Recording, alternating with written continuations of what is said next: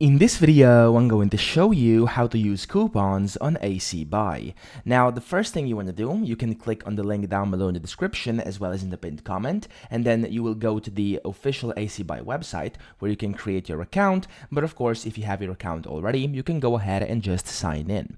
Now, the next thing you want to do, go to the very top right over here, click on your profile icon, and then click on any of these because any of these will basically take you to the dashboard over here. Once you are on the dashboard, click on the wallet section, which is going to be the third one from top to bottom. And in here, you want to go ahead and switch from balance to coupon up at the very top. And in here, you can see your all available coupons. So currently, I think I have like 10 coupons over here. You can see your available, your used, and then your expired coupons as well.